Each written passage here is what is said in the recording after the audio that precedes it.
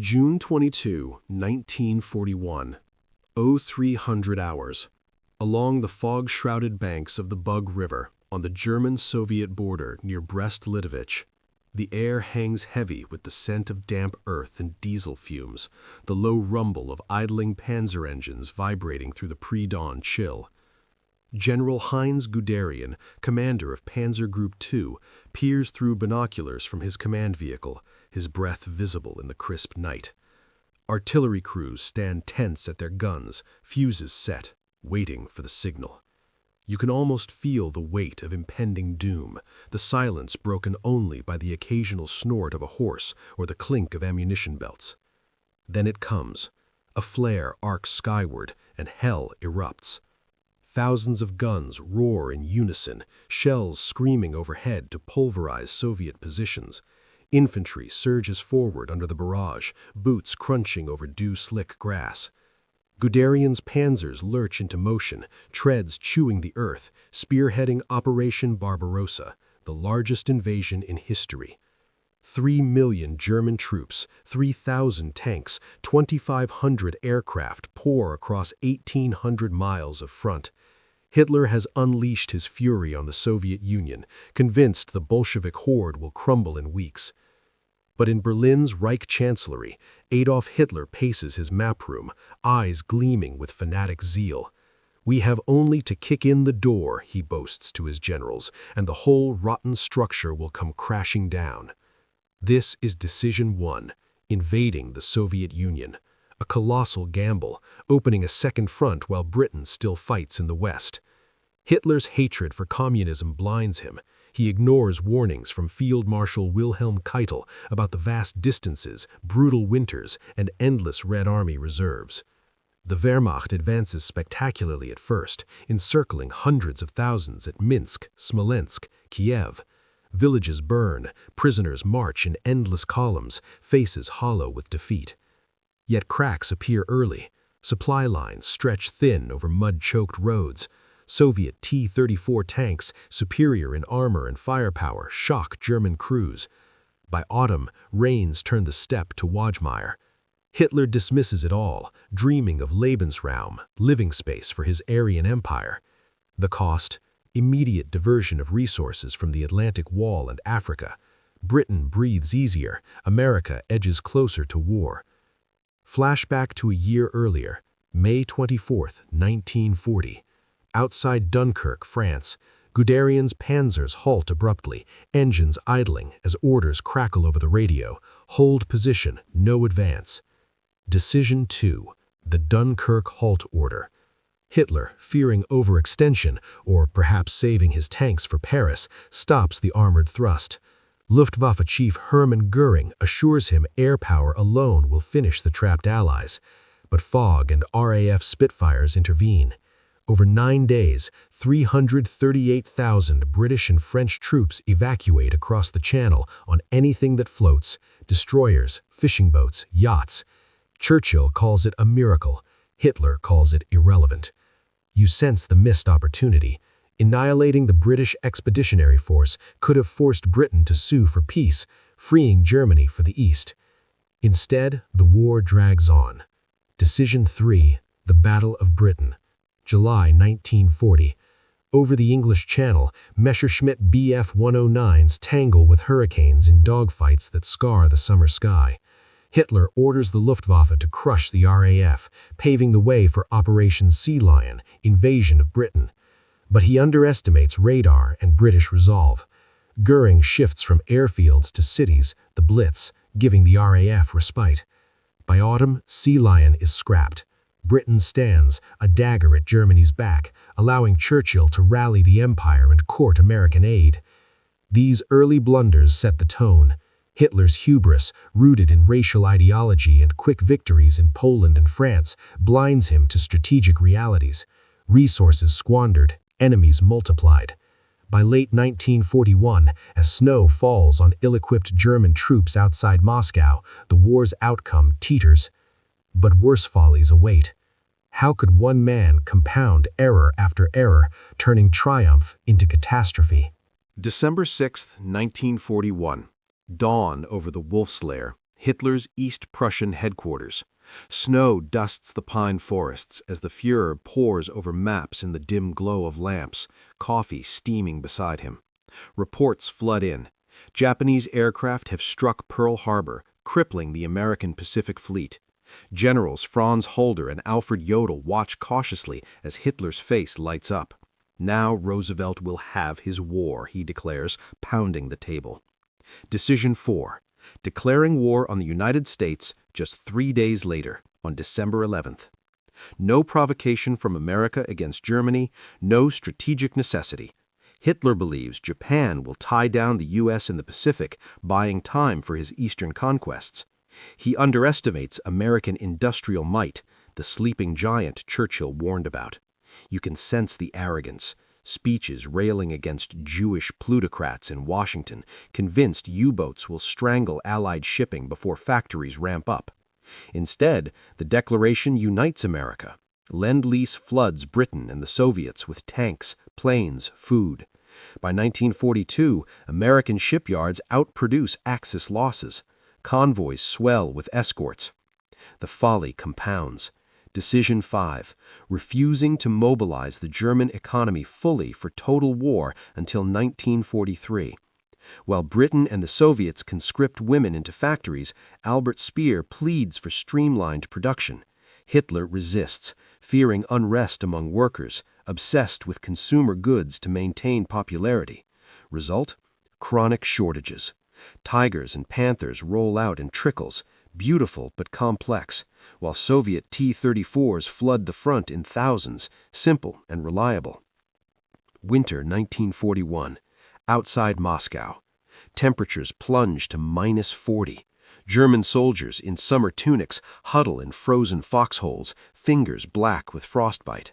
Guderian's panzers stall, fuel lines frozen. Decision 6. No retreat. Hitler issues the infamous stand or die order, sacking generals like Gerd von Rundstedt, who suggest tactical withdrawals. Some units hold, buying time for reserves, but the cost is horrific. Hundreds of thousands lost to cold and counterattacks. The myth of blitzkrieg shatters. The Red Army, thought destroyed, reforms with Siberian divisions, fresh and furious. Hitler micromanages from afar, forbidding flexibility. Not one step back, he rants over the phone to commanders shivering in the snow. Generals bite their tongues, loyalty strained. The Wehrmacht never fully recovers momentum. Then comes Decision 7, the obsession with wonder weapons. Billions poured into V-1 buzz bombs, V-2 rockets, jet fighters like the Me-262. Brilliant engineering, but too late and too few.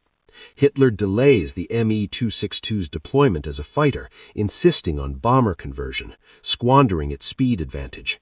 By the time jets fly in numbers, Allied air superiority is absolute.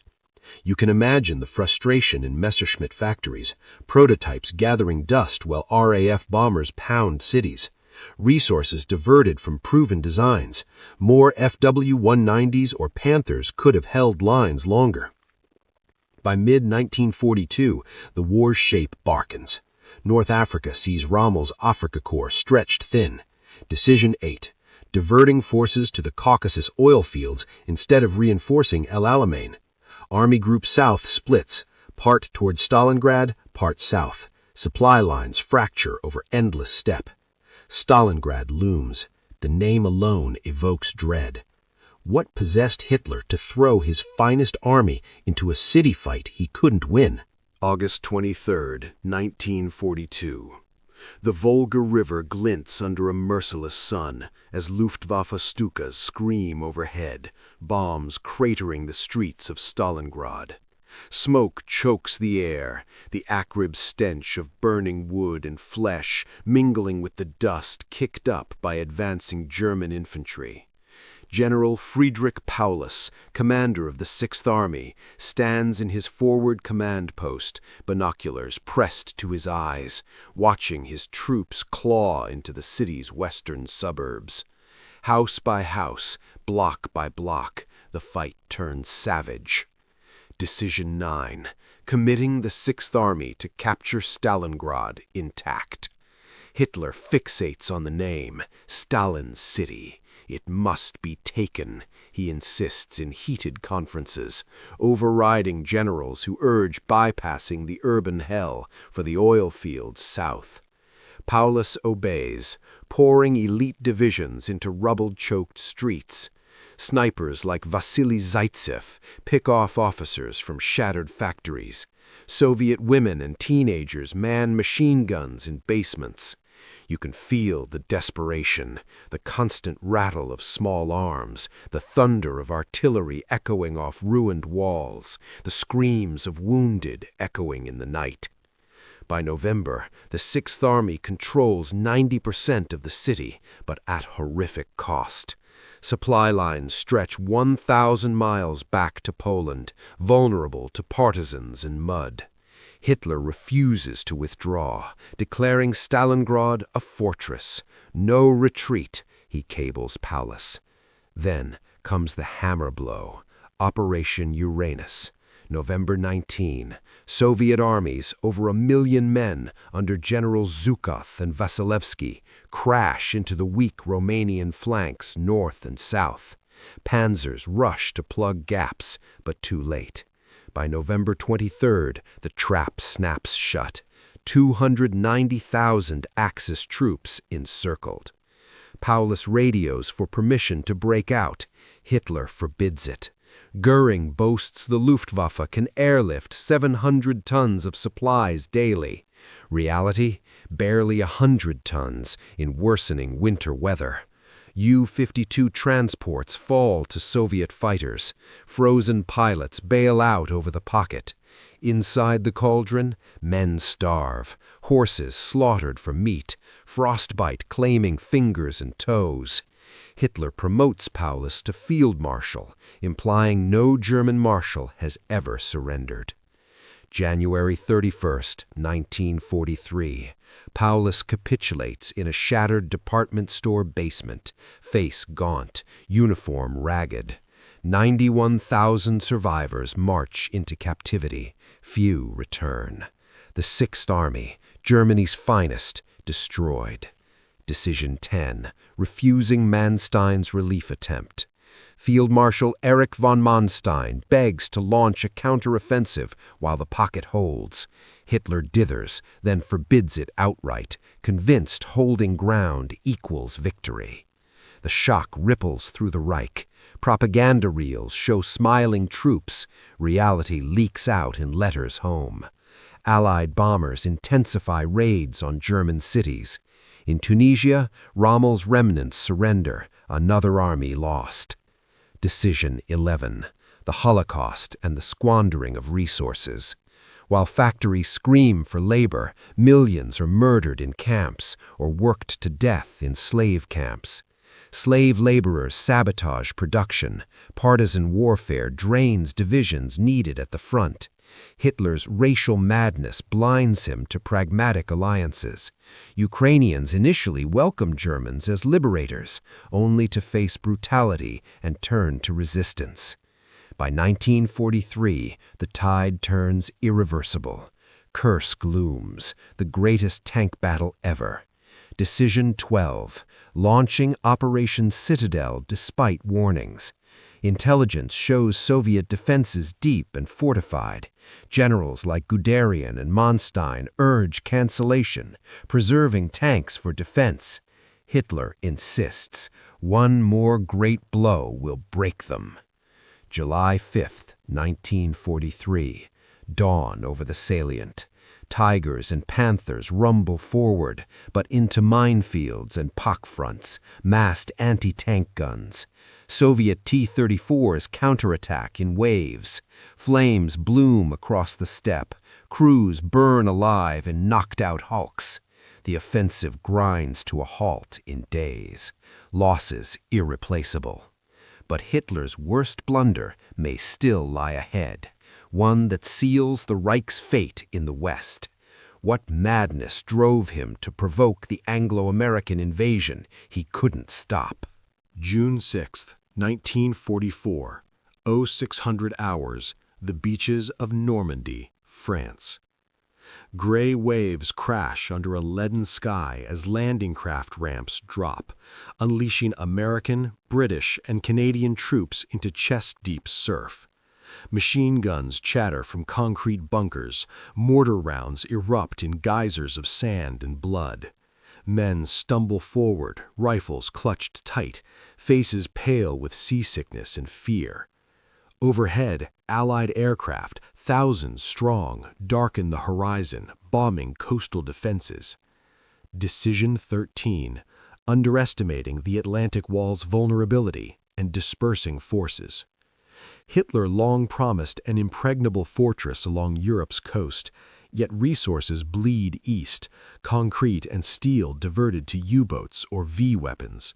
Rommel begs for mobile reserves near the beaches.